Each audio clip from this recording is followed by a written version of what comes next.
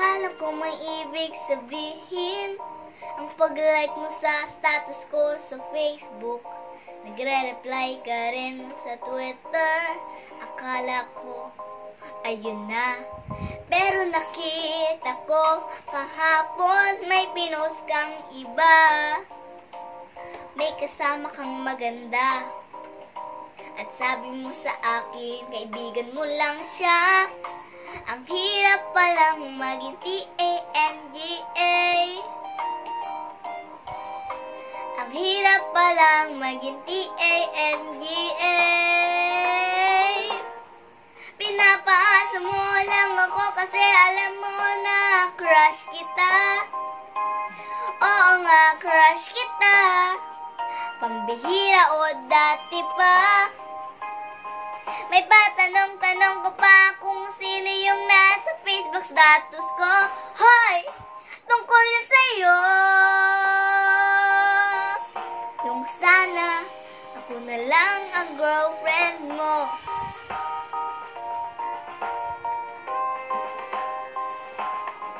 Parang gusto ko nang sabihin ang feelings ko na tinatago sa'yo. Oh, para na akong pulis maka-stalker sa profile mo. Ano ba? Pero nang makita ko kahapon may pinost ka,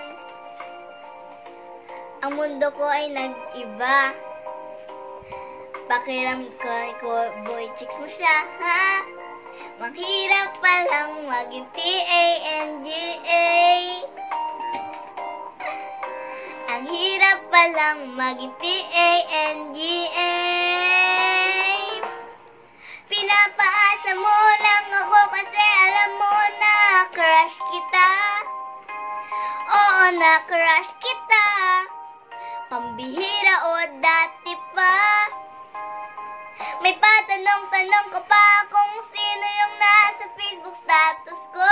Hoy! Tungkol yun sa'yo.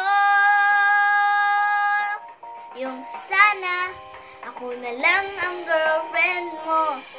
Iniisip ko tuloy, napapaagaw ba pag hinihila mo sa'kin may gusto ka na nagmumukhang sira. Iniisip na may ibig sabihin yung message mo.